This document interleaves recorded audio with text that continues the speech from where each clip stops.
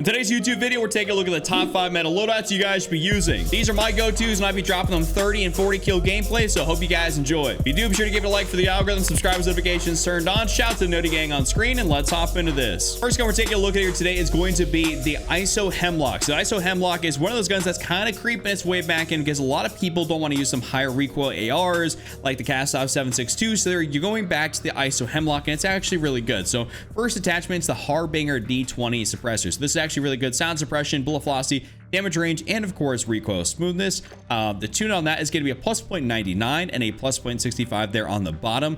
Now we're gonna go up in here and run the Fielder T50 barrel. This is what we've been running on pretty much all of our ISO Hemlock builds. That increase in damage range, bullet velocity, recoil control, and of course hip fire accuracy. Really ain't gotta just go too much on this one and mess around with any of the other barrels. It's just not gonna be worth it to do any of those. You definitely should be going for this one. The tune on that is gonna be a plus 0.18 and a minus 0.22.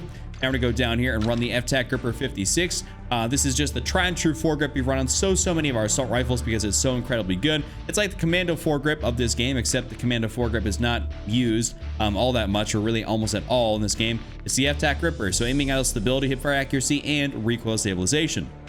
The tune on that is gonna be minus 0.57 and a plus 0.27 there on the bottom. Now we're gonna go down here and run the 45 round mag. So this is one of the downsides to this gun, or one of the only downsides, is that, I mean, apart from not being like the hardest hitting assault rifle in the game, it does happen to have only a 45 round mag and not a 60 round mag, which is incredibly beneficial when you're trying to take on trios and quads. You know, having 60 rounds in your mag can be the difference between life and death, going down, getting eliminated out the game. So you guys gotta keep that in mind when you're choosing this for your loadout. Lastly, we're gonna go run the AMOP V4. This is just our sight we run on so many different ARs. I'll kind of cover this here briefly. You guys could probably, if you really want to, throw in like the Corona Mini Pro if you want to go for that red dot sight. Or if you also want to go down here a little bit farther, you can run the SE Recharge, which is pretty much another version of the AMOP. You're gonna get, I think, a tad bit more accuracy out of it. You might be a little bit slower, but overall it's basically just visual difference between that and the AMOP, so it's up to you guys. The tune of that is being minus 0.87 and maxed out for that far distance. Also, something I should clarify, having close or far, that is a preference thing. It is not make or break. It is, you want the optic to be farther away, do you want it to be closer? Farther away kind of sometimes helps mitigate some of that visual recoil, but largely it is what do you prefer. So that's my full build there for the ISO Hemlock. Next up, we're gonna be taking a look at the MP7, aka the Vel 46. This is my favorite movement SMG in the game right now. That's gonna make you an absolute menace at close quarters. So our first attachment on here is gonna be the Spiral V3.5 Flash Hider. For that increase in muzzle flash concealment and recoil steadiness. We really do care about the recoil steadiness, but to be honest, the muzzle flash in this game is actually kind of wild. So that actually kind of has a nice little double benefit right there, which is really nice. The tune on that is being minus 0.84 and a plus 0.25 there on the bottom.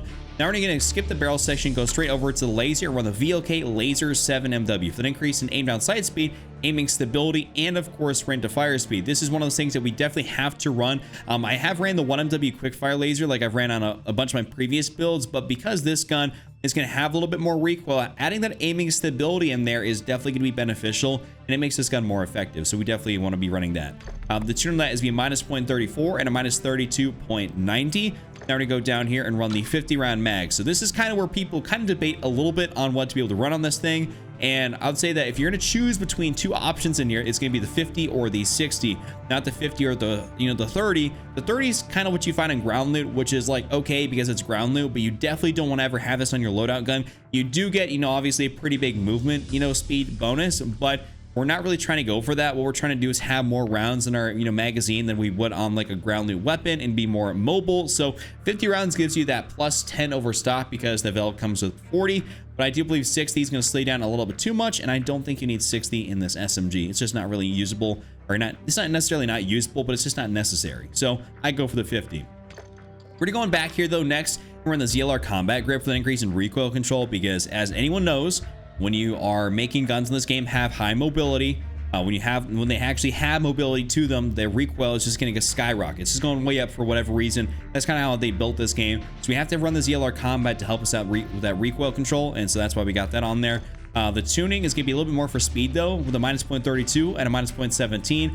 And last but not least, we have the Vel Collapse Stock for sprint to fire speed, aim down sight speed, movement speed, and hip recoil control. So overall, a crazy high mobility movement MP7 or Vel 46, whatever you want to call it, that I really enjoy using. Super fun to use, highly recommended. For our third gun here today, we're taking a look at the M13B. So this is undoubtedly the most dominant assault rifle in this game right now. It's just seriously like probably the best thing you guys could use. Very low recoil, great damage profile. I mean, it's just awesome.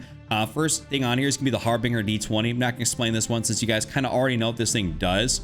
The tuning on that is gonna be a +0.86 and a +0.55.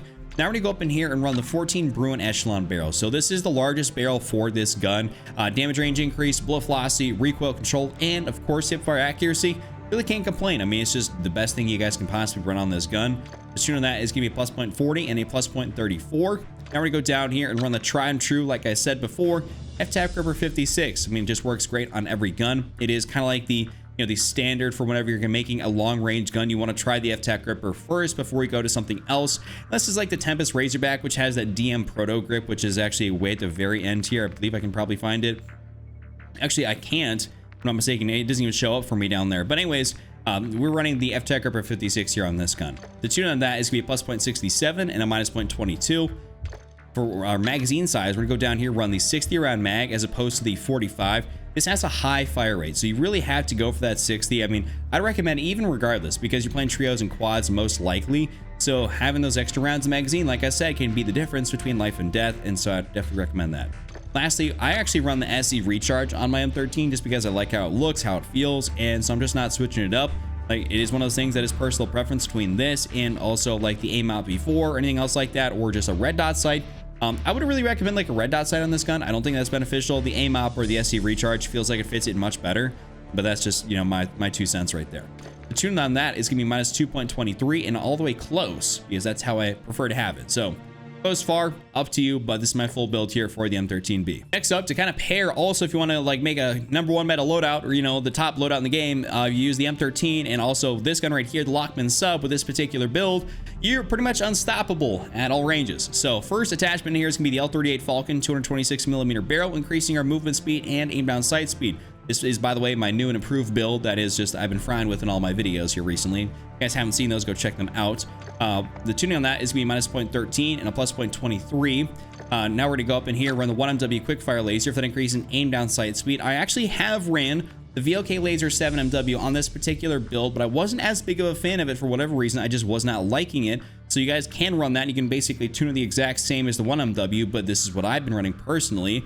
And the tune on that is being -0.16 and a -31.26. Now we go down here, run the 40 round mag. I mean, I don't think you need the 50. You guys can definitely run the 50 if you want to, but 40, it just gives you that peak mobility, and you still also are 10 rounds plus overstock, which is really solid. Now we're gonna go back here in the Lockman TC-G10 for the increase in recoil control. I wasn't wanting to run something for recoil control in this gun because I like to maybe run something like an ammunition type, but I do believe here with the stock we're about to talk about that you definitely should be running this as your rear grip. It really helps out. The tune on that is going to be -0.35 and a -0.28. And lastly, we have the FT Mobile stock. So this got a pretty big buff here in a recent update, and that's why we kind of switched over to using it. We were running the mirror recoil stock for a little while, but then we switched over to the FT Mobile because, I mean, look at all these pros. You do lose that aiming stability and recoil control, which is why we have that rear grip on here, but that's pretty much why we have this on here. I mean, it's just, it rounds out the whole build, makes you just incredible strafe-wise, movement-wise. I mean, it's overall incredible.